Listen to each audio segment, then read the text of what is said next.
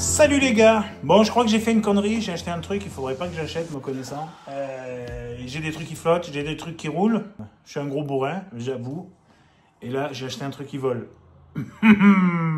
Ça va être bon, ça va être épique les gars. En plus, il y a 15 jours, je savais même pas que c'était possible. Parce que là, je veux dire, c'est un rêve d'enfant, quoi. Là, c'est clair, c'est le rêve de gosse.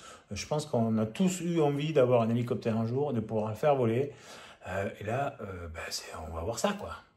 Un hélicoptère, quoi. Je vais faire voler un hélicoptère. Enfin, ou cracher, mais en fait. Alors, c'est un joli pépère, quand même. Hein. C'est une classe 470. Là, je me suis renseigné, parce qu'en fait, honnêtement, je connaissais rien du tout.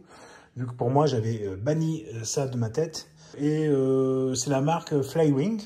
Donc, cette marque-là est assez connue dans le sens où ils font des modèles qui sont accessibles et qui sont vachement automatisés. Et qui sont RTF, Ready to Fly, donc prêt à voler. C'est des packs qui comprennent donc la bestiole, plus batterie, plus chargeur et radio.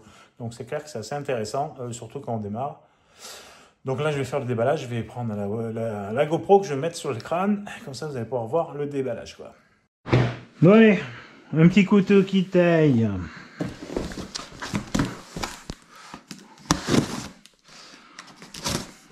Alors j'ai quand même vachement étudié la bestiole parce que c'est quand même un certain tarif et que bon je voulais savoir où j'allais parce que bon j'étais quand même assez sceptique. Alors déjà c'est quand même vachement bien emballé, carton sur carton, donc ça c'est chouette. Voilà.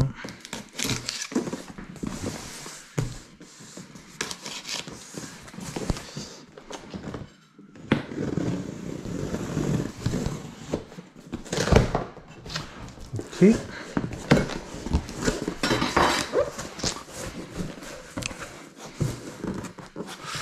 Dans quel sens là? Je sais pas dans quel sens. Oh, c'est beau. Je crois que j'ai pas ouvert dans le bon sens. Magnifique. Ouais, je l'ai ouvert par dessous. Voilà. Donc c'est le Bell 206. C'est putain les couleurs. Oh, c'est juste magnifique. Magnifique, magnifique, c'est trop beau. Trop beau, trop beau, trop beau. Oh là là là là là là. Oh, même il vole pas, c'est beau quoi. Voilà.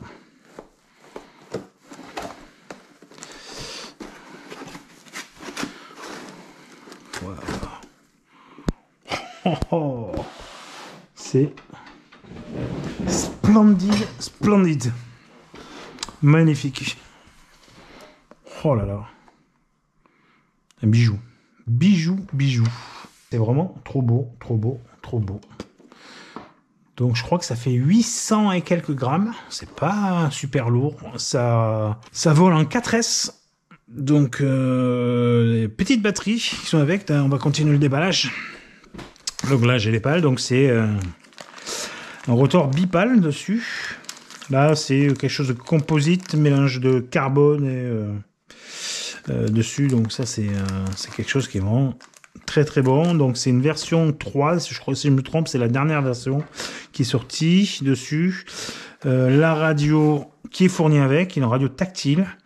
Et donc voilà. Donc pour faire le point vite fait sur cette radio, en fait, comme on peut voir, en fait, donc, on a un système qui est GPS qui est dessus. Et en fait, qui permet d'avoir, avec un contrôleur de vol, et qui permet d'avoir tout un système stabilisé. C'est-à-dire qu'en gros, on va pouvoir le faire décoller quasi automatique. Et puis après, on a des commandes qui sont limitées et qui permettront en fait d'éviter d'avoir des grosses galères. Alors là, il y a eu une mise à jour parce que j'ai quand même bien étudié la bestiole là. Sur les différentes chaînes, que ce soit américaines et en France.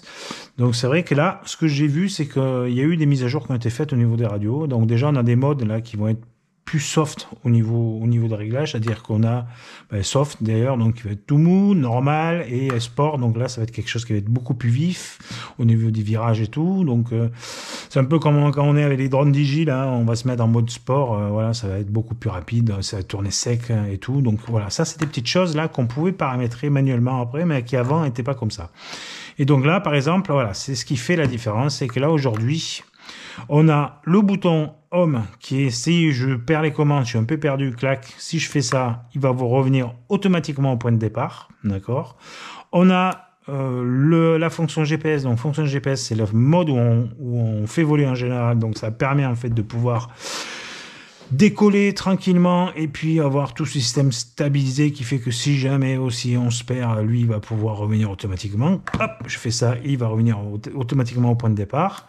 Et là on a le ATT qui en fait permet en fait d'être en mode 3D. 3D donc c'est le mode où tout est manuel. Et ça c'est quand, si jamais on fait voler l'hélicoptère à l'envers, ça permet d'inverser les commandes. Sauf que je veux pas dire de bêtises, mais c'est désactivé sur ce modèle-là. Voilà.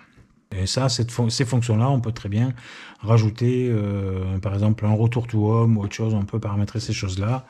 Ce que je verrai, voilà. Ce qu'il faut faire attention, ce que j'ai repéré, c'est qu'en fait, si je vole, donc là, l'hélicoptère va se lancer. Mais si jamais par mégarde, je fais ça, on a le moteur qui se coupe et donc on crache l'appareil. Donc, dans la logique, en gros, on devrait avoir quelque chose qui devrait être tout automatisé et assisté. C'est clair que pour moi, ça a été la condition, parce que j'aurais jamais pensé encore il y a 15 jours ou 3 semaines acheter un hélicoptère, parce que pour moi, c'était sur le plan du pilotage inaccessible. Parce qu'il y a beaucoup de réglages, il y a beaucoup d'heures de vol à faire et tout, donc j'avais pas envie. Et aujourd'hui, même ces systèmes-là, on commence à les retrouver sur les avions avec plein de stabilisateurs, d'aide au pilotage, et ça permet aujourd'hui à des débutants comme moi, mais pourtant des gens qui sont initiés dans la RC, mais débutants sur les engins qui volent, de pouvoir avoir accès à quelque chose qui vole. Et ça, c'est trop une tuerie. Donc c'est pour ça que vous allez suivre mes aventures et je pense que ça va être rigolo. Ça va être vraiment rigolo. Donc on a un petit chargeur qui est fourni avec, qui permettra de recharger tranquillement les batteries. Voilà, les batteries 4S dessus, ça se charge par équilibrage. Et voilà, des petits outils. Là on a le chargeur, qu'est-ce que c'est? Ça, c'est le cordon qui permet de pouvoir calibrer et aussi régler le contrôleur de vol qui est ici. Et je crois que ça aussi, c'est le même cordon qui permet aussi de pouvoir relier jusqu'à l'ordi, parce qu'on peut très bien aussi s'entraîner en branchant la télécommande directement sur l'ordi pour pouvoir prendre des cours avec des logiciels de simulateur. Comme Aerofly, si je me rappelle bien, moi je suis sous Mac et je sais qu'Aerofly il va pouvoir passer. Et ça, c'est pour binder la radio, mais dans la logique, je n'ai pas besoin. C'est fourni avec. Et puis voilà. Et est-ce que. Et je cherche. Bon, je sais pas la batterie. Je vais être bon pour appeler le mag. Donc alors, voilà, là on a l'accès cockpit, j'enlève le canopy dessus et qui permet en fait de pouvoir avoir accès à tout ça. Donc là on voit qu'au niveau batterie on est assez limité, je veux pas dire de bêtises, mais je suis allé sur les forums, j'ai regardé un petit peu et a priori la batterie max qu'on peut mettre c'est 11,5 cm dessus. Donc voilà.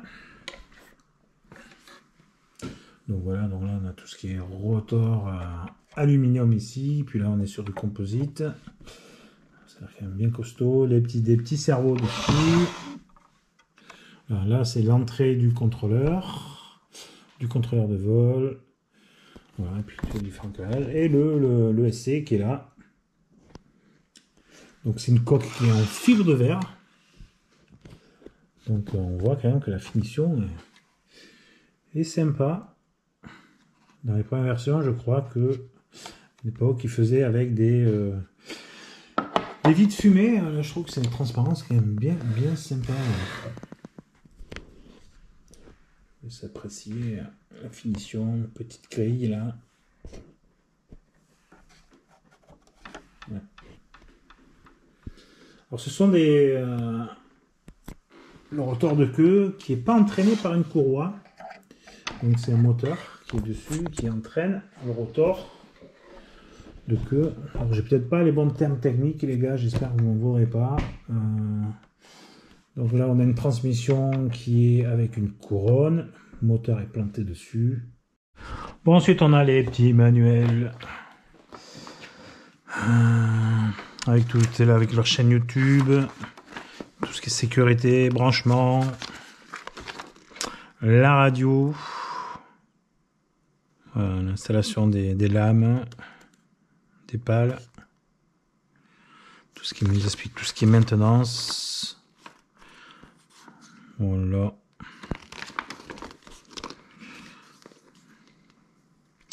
Ready to fly. Contrôleur H1 dessus. Alors, je crois qu'il y a eu des H2 aussi qui sont sortis.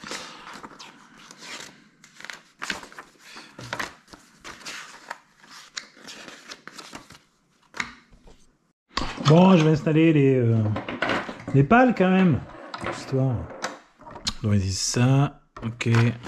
Parce que je suis tout à fait capable de le monter à l'envers. Hein. Ça, c'est tout à fait moi. Je prends une tournevis quand même parce que on est d'accord. Le gris dessus.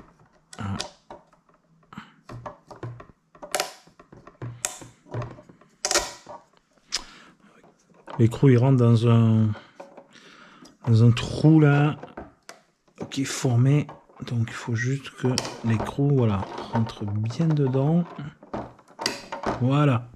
Là on voit qu'il est bien rentré là. Voilà. Après, au niveau du serrage, d'après ce que j'ai compris, pour que ce soit pas trop serré, c'est ce qui peut créer après des vibrations à l'arrêt. Là, je vois que je ne suis pas assez.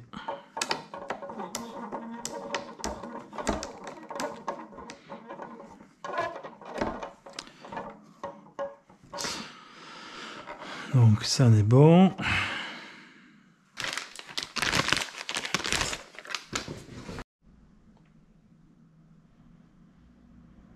Oh, c'est beau, hein. Voilà, c'est bon.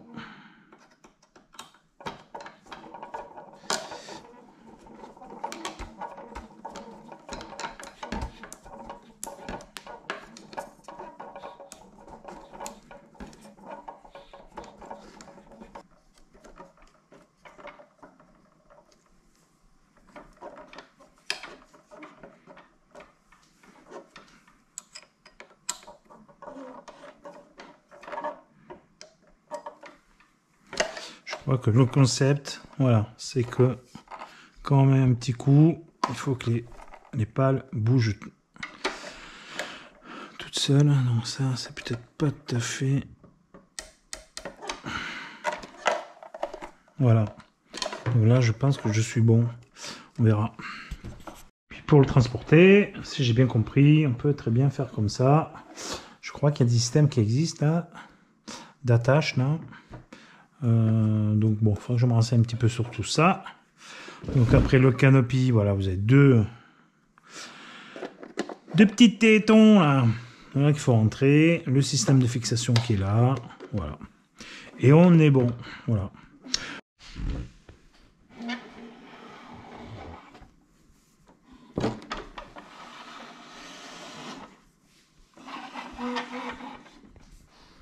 Belle bête hein, quand même. Allez, les dimensions, qu'est-ce que ça fait?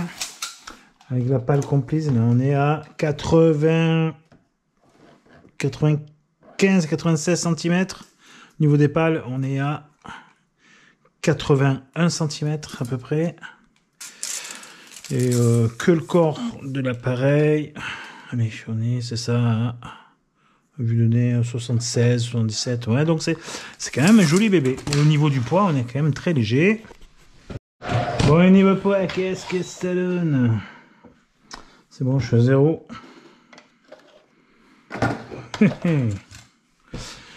900 grammes, les copains. 900. Ok.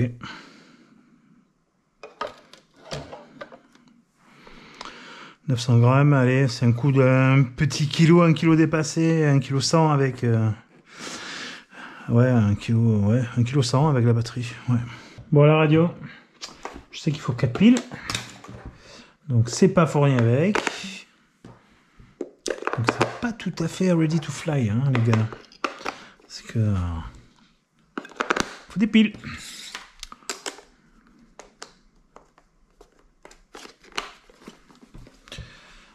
Si je me rappelle bien, on allume les deux en même temps. Yes.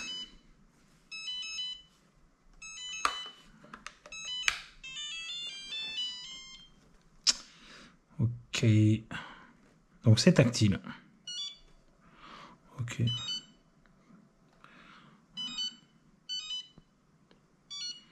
Système. Screen lock. 5 secondes, c'est short. Hein. Ok. Firmware update. Donc c'est la FS i6S. i6S, c'est du FlySky, hein, si j'ai bien retenu. Dessus, j'ai regardé, le tarif des récepteurs sont pas très chers. Je crois que la portée de la radio, c'est pas dingo, mais c'est style 1000 mètres. De toute façon, 1000 mètres, je crois que c'est quand même largement suffisant. Alors, moi, j'aime bien parce que je suis débutant, donc on a quand même le retour au milieu. Donc ça, c'est cool. On a de quoi accrocher, là. Après, on a des fonctions derrière, je sais pas à quoi ça sert. Je sais pas. Je sais pas du tout. Ouais, là aussi. Ok. Bon, voilà. Bon, ça a l'air d'être une petite radio assez simple, mais qui est quand même bien foutue. Hein, ouais. C'est quoi? Aluminium. Et voilà, c'est ça. Alors, ATT. Je crois que le mode ATT, c'est pas... Je crois que c'est 1400 et là, je crois que c'est 1000. On va vérifier. Bon, mais la prochaine étape, eh ben, ce sera le test. Hein. Deux tests en vrai, les gars. Allez, je vous dis à très bientôt. Ciao, ciao, les copains.